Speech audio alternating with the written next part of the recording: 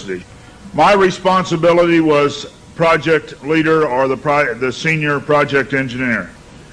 We began to work on the design of a microchip that, when it was completed, was 0.75 millimeters in diameter, 7 millimeters long.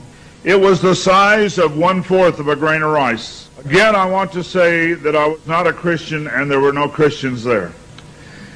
They said they wanted this to have a power source and be able to emit a signal. And they told us they wanted us to use lithium as a battery source. Lithium's used in watch batteries, it's used in heart pacemaker batteries, it's used in a lot of places. I designed into this microchip a little charging circuit that would charge that battery. This sounds like a lot of technical things coming together, but if you'll bear with me 1 minute, you'll see what God has laid out about this microchip. When we discovered that we needed to be able to charge that battery, I needed a temperature change, a change in temperature, to cause current to flow through that little charging circuit that would charge the battery. So we began to investigate and find out where in the body does the temperature change the most rapidly. We spent over $1 million in taxpayer money, and when the results came back, there was a lot of information. We divided it up amongst 3 teams and then came back together with that information. It was determined that there were 2 places in the body that were ideal for the microchip. One was just below the hairline on the forehead. Every mother checks their child's temperature right here. So we could have paid the mothers $1 million and saved. I never saw a mother check their child's temperature on their ankle. Always right here. The other place was the hand, the right hand preferred, because most people are right-handed. This didn't bother me, and it didn't bother anybody else on the team. The hand seemed a good place. Nobody wanted it here. And so the design work, everything was completed. The microchip was done. You're seeing it now on some of the Discovery Channel presentations. There are people who have received it already. It is real. It's not something that's coming way down the road. They gave me a Bible. They told me not to read the book of Revelation. They said the book of Revelation is too hard to understand. So I waited, and I didn't read the book of Revelation for quite some time. Then one day I came to Revelation 13, verse 16. And he caused us all, both small and great, rich and poor, free and bond, to receive a mark in their right hand or in their forehead. I didn't like what I saw. I went back and looked up the word mark. I went to the Strong's Concordance, and I found that John had used 3 words for the word mark.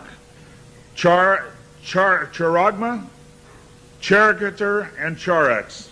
That was from the Greek. I looked at those words. They talked about a scratch or an etching. They talked about a lot of things.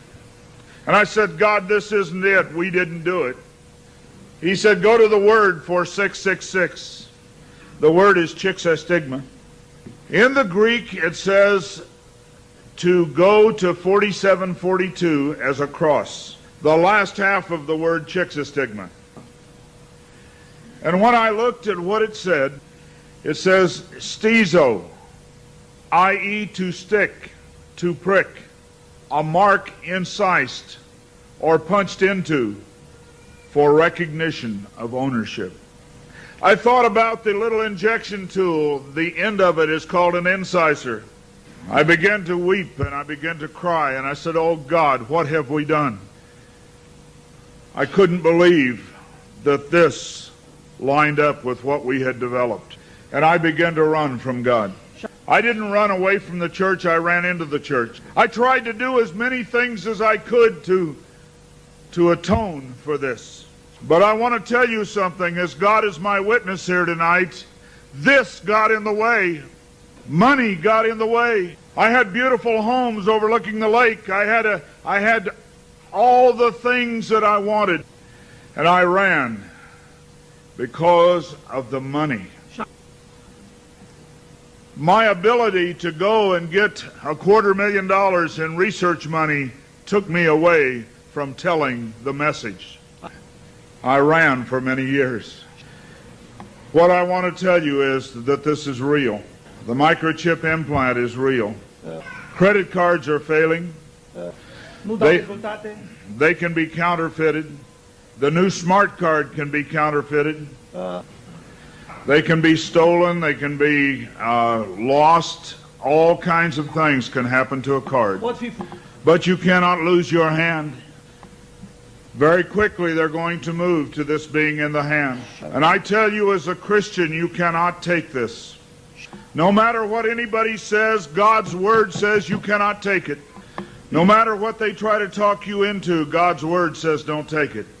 In Revelation 14, verse 9, and the third angel followed them, saying with a loud voice, if any man worship the beast in his image, and receive his mark in his forehead or in his hand, the same shall drink of the wine of the wrath of God, which is poured out without mixture into the cup of his indignation, and he shall be tormented with fire and brimstone in the presence of the holy angels and in the presence of the Lamb. And the smoke of their torment ascendeth up forever and ever, and they have no rest day nor night, who worship the beast in his image, and whosoever receiveth the mark of his name. Here is the patience of the saints. Here are they that keep the commandments of God and the faith of Jesus. It's very simple. God's Word says do not take it. Today there have been over 15,000 babies that have been given the positive identification, the microchip. Many companies are using the microchip as identification in their top-level employees. The Immigration Naturalization Service has a better passport, the human hand. So many of these things are all around us. We talk about the signs of the New World Order. God has spelled out in His Word just exactly what's going on today in the New World Order. Satan desires to have a one-world government. From the time he fell, he said, I want a one-world government. He wants to replace God. And so we see a government put together by men, a one-world government. The signs of the times are all around us.